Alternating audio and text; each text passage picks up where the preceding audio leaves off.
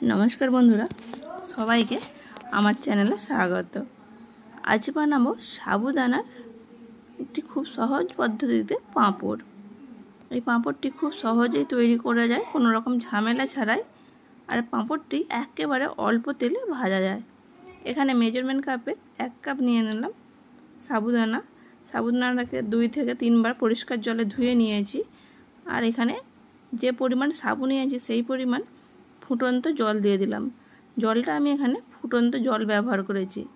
ঢেকে 1 ঘন্টার মতো রেস্টে রেখে দেব। 1 ঘন্টা পর সাবুদানাটা একেবারে নরম হয়ে গেছে। এবারে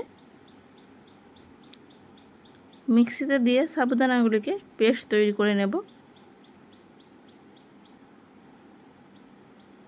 সব সাবুদানাগুলি একেবারেই আমি দিয়ে দিলাম। দিয়ে দেব কিছুটা পরিমাণ জল। যে কাপের 1 কাপ পরিমাণ সাবু নিয়েছিলাম সেই কাপের 1 কাপ পরিমাণই জল দিয়ে দিলাম। এবারে পেস্ট করে নিয়েছি। এগুলিকে আর ছেঁকে নেওয়ার কোনো প্রয়োজন হবে না। সম্পূর্ণই একটি কড়াইতে দিয়ে দিলাম। এবারে দিয়ে দেব পরিমাণ মতো জল।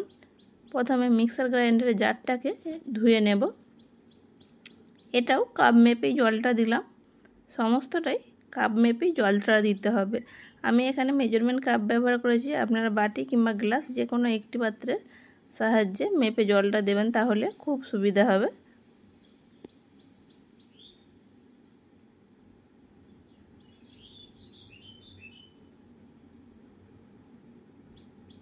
আমি মোট 4 কাপ জল ব্যবহার করলাম। 1 কাপ সাবুর জন্য 4 কাপ জল ব্যবহার করেছি। 1 কাপ দিয়ে বেটেছিলাম আর 3 কাপ এখন দিয়ে দিলাম।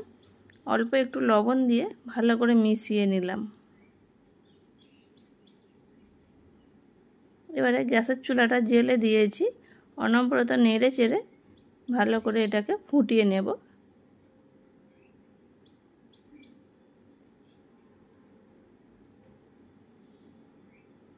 সাবুদানা তাই খুব তাড়াতাড়ি ঘন হয়ে যাবে।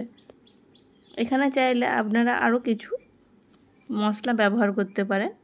আমি এখানে এগুলি সাদাই রেখেছি, শুধুমাত্র লবণটাই ব্যবহার করেছি।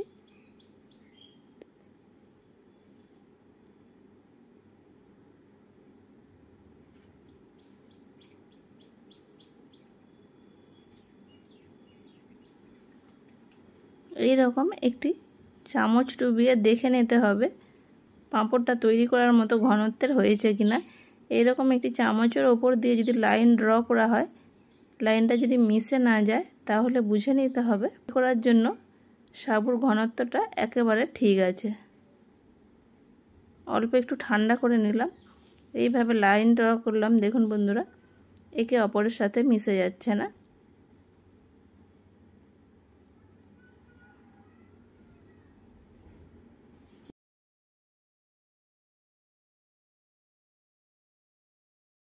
মিশ্রণটা ঢেলে নিলাম অন্য একটি পাত্রে। এইরকম আমি 2টি বাটি নিয়েছি। মিশ্রণটা হালকা একটু ঠান্ডা করে নিয়েছি। এই 2টি বাটিতে আমি কিছুটা পরিমাণ করে সাবুর মিশ্রণ তুলে নেব। এগুলি আমি কালার মেশাবো। তবে আপনারা যদি চান শুধু সাদাই রাখতে পারেন।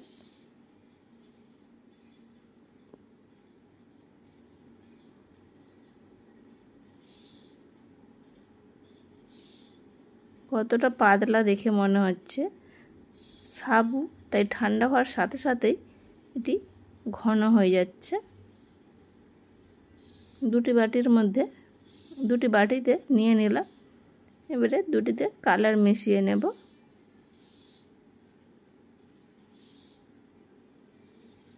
একটিতে রেড কালার দিয়ে দিলাম। কালারটা দিয়ে খুব ভালো করে মিশিয়ে নেব। গরম থাকা অবস্থায় কালারটা দিয়ে মিশিয়ে নেবেন। মিশিয়ে নিতে তাহলে খুব সুবিধা হবে। একবার ঠান্ডা হয়ে সাবুটা জমাট বেঁধে গেলে তাহলে মেশানো সম্ভব হবে না।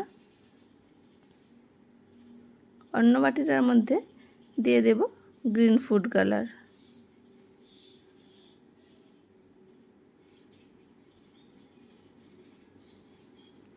এতেও 4 ড্রপ দিয়ে দিলাম গ্রিন ফুড কালার।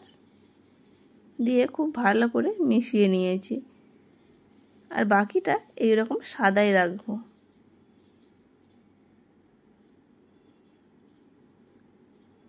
অল্প একটু ঠান্ডা করে নেব, তা না হলে পাঁপড়গুলি দেওয়া যাবে না হাতে করে। হাতে তাপ সহ্য হবে সেই রকম পরিমাণ ঠান্ডা করে নিতে হবে। এখানে যে কোনো প্লাস্টিক, যে কোনো দুধের প্লাস্টিক কিংবা তেলের প্লাস্টিকের প্যাকেটের, তেলের প্লাস্টিক কিংবা দুধের প্লাস্টিকের প্যাকেটের মধ্যে এই মিশ্রণগুলি ভরে নিয়ে খুব সহজেই দেওয়া যায়। তা না হলে শুধুমাত্র চামচে করে অল্প অল্প করে দিয়েও এটাকে খুব সহজে তৈরি করে নেওয়া যায়। আমি এখানে দুধের প্যাকেট নিয়েছি, একটি গ্লাসের ওপর দুধের প্যাকেটটি রেখে দিলাম। এইবার সাদা যে মিশ্রণটি রেখেছিলাম সেটি ভরে নেব। কতটা ঘন হয়ে যাচ্ছে দেখুন বন্ধুরা, যত ঠান্ডা হচ্ছে মিশ্রণটা ঠিক ততটাই ঘন হচ্ছে। সম্পূর্ণটাই ভরে নিলাম। মুখটাকে ভালো করে সিল করে নিতে হবে। হাতে করে পারলে এইভাবে ঘুরিয়েও নিয়ে এটা সিল করা, হাতে করে এইভাবে ঘুরিয়ে ঘুরিয়ে সিল করে নেওয়া যায়। মুখটা অল্প একটু করে কেটে দেব। এইভাবে ফোঁটা ফোঁটা করে দিয়ে দেব।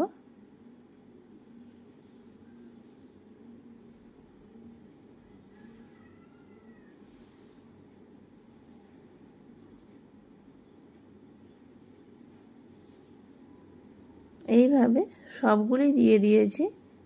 দেখুন বন্ধুরা, দেখতে কতটা সুন্দর লাগছে।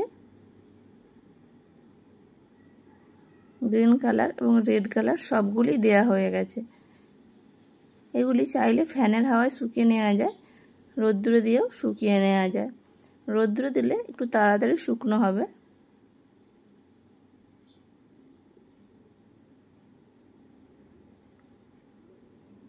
প্রায় 2 দিন পর শুকিয়ে এই রকম হয়ে গিয়েছে, সম্পূর্ণই শুকিয়ে গেছে। দেখতে কত সুন্দর হয়েছে, একেবারে স্বচ্ছ।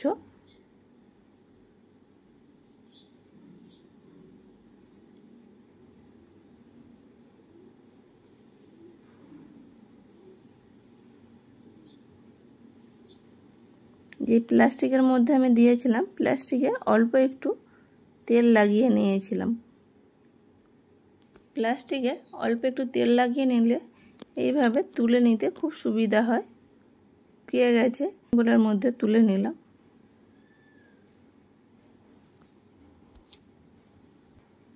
দেখতে কত সুন্দর হয়েছে দেখুন, আপনাদের দিকে ভেজেও দেখিয়ে দিচ্ছি। দেখে বুঝতে পেরেছেন এই পাঁপড়গুলি একেবারে অল্প তেলেও ভাজা যায়।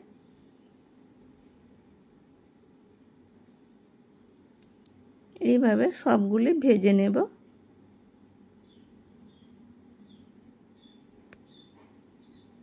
ভেজে তুলে নিয়েছি। সম্পূর্ণটা আমি ভাজিনি, কিছুটা রেখে দিয়েছি। দেখুন বন্ধুরা, দেখতে কত সুন্দর হয়েছে। খুব সহজে কোনো রকম ঝামেলা ছাড়াই তৈরি হয়ে গেল এই পাঁপড়গুলি।